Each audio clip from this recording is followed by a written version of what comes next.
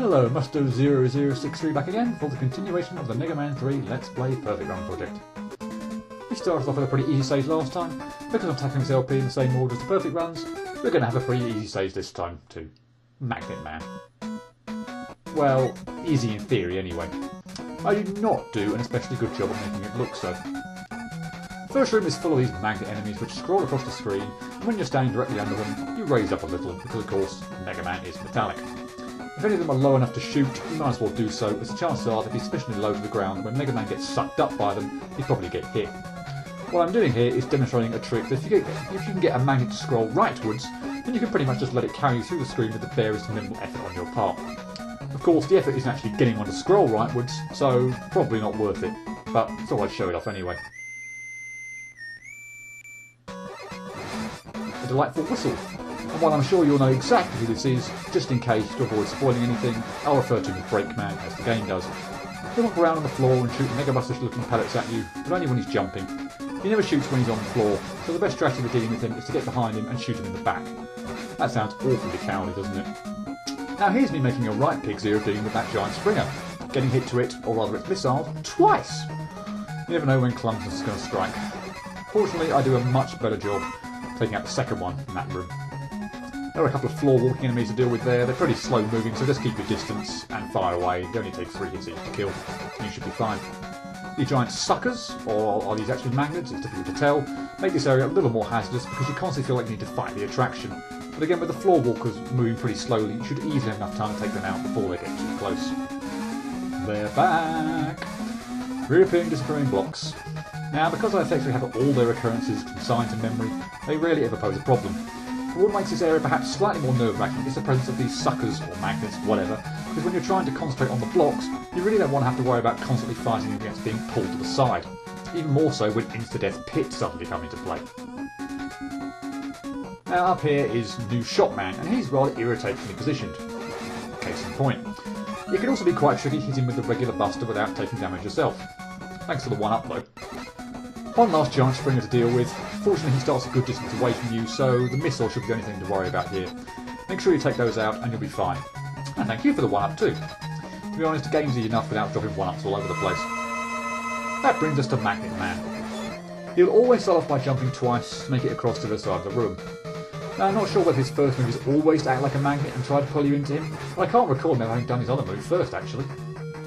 When he's finished with a move, he'll jump across the other side of the screen and repeat the process. Anyway, when he acts like a magnet, simply walk in the opposite direction of Magnet Man and you won't get sucked in. This is very non-threatening. His other attack is to catch himself on the ceiling and fire 3 magnet missiles at you. When they reach the same vertical position as you, they'll drop down. If you move, either sliding or plain old walking will do the trick once the first magnet drops down, and keep travelling in the same direction, then all 3 should miss you. Magnet Man is certainly one of the easier robot masters, not just in this game, but in the entire classic series.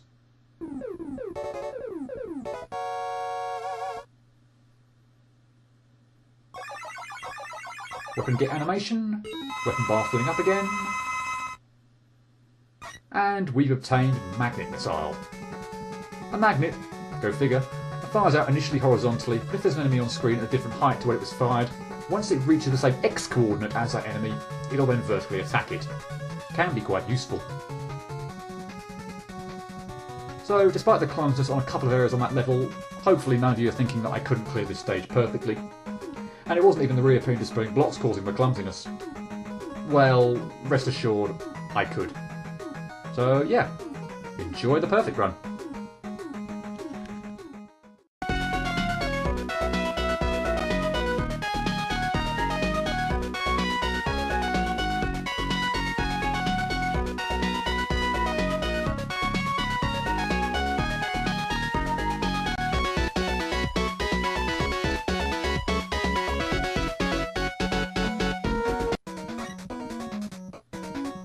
Pleased to see you stuck around.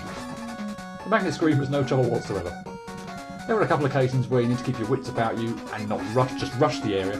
If a magnet's hovering over a pit, then you need to be careful that any momentum you had isn't going to cause you to fall into said pit when the effective magnet wears off. This time, obviously I didn't bother getting a magnet scrolling from the left hand side and carrying me across. It's not really worth the effort in setting that up. Breakman, at least in Magnet stage, also in Shadows, but I'll get to that later, is nothing to worry about and didn't give me any trouble. Be a coward and shoot him in the back. He'll go down rather quickly. Now this is a case of the Let's Play mirroring the attempted perfect run. Giant Springer, or again, more accurately, one of its missiles, did hit me. Fail's taken out when you have the opportunity, and that's what will happen. None of these floor walkers were anything resembling a problem. They're too slow, and there's plenty of time to deal with them before they can get anywhere near you. The suckers, or magnets, don't add any level of difficulty yet, either.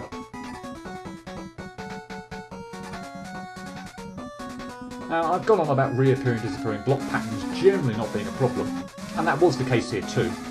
However, I would like to add this is one of those times where I do get genuinely nervous about messing up, thanks to those suckers or magnets, which can be rather distracting.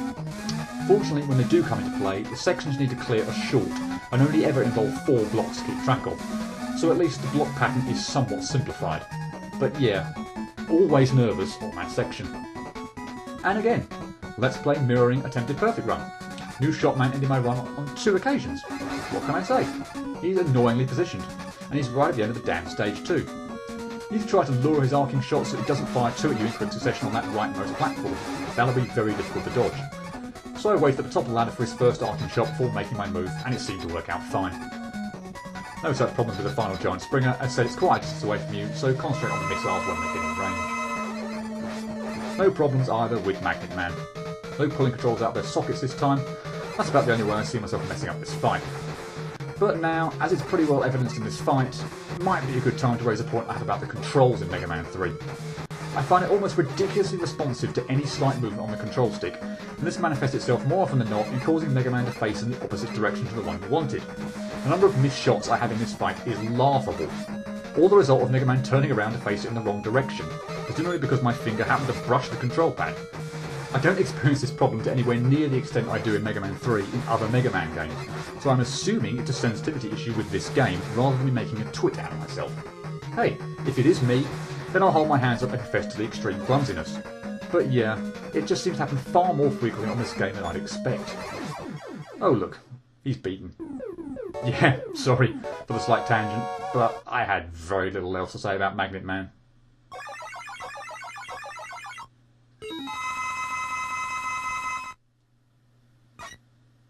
I ended up having a lot more to talk about during the perfect run than I thought I would.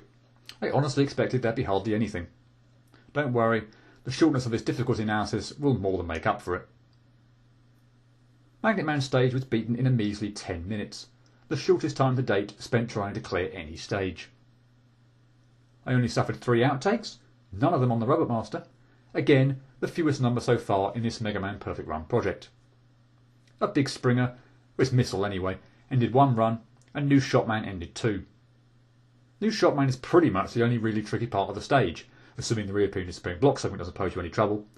You don't have a lot of room to work around in trying to dodge his arcing shots, and in taking him out, you need to be careful you don't jump too high and get one of his horizontal pellet shots in the face. Magnet Man himself, while not quite as easy as Top Man, follows a very simple pattern, and one of his attacks I'd barely even call an attack, frankly. Magnet Man just plain sucks. 10 minutes and only 3 outtakes. If I can't be happy about that, then I'd be dead inside. So Magnet Man becomes my 3rd member of the 1 out of 10 club. Believe me, it was so nice to be working on these stages after the nightmare that was Wood, Air and Quick at the tail end of Mega Man 2. You have no idea. Anyway, as far as Mega Man 3 goes, thus far, Top and Magnet have earned a pair of 1s. Why, that's Snake Eyes. Or it will be for real, coming up next. Cheerio.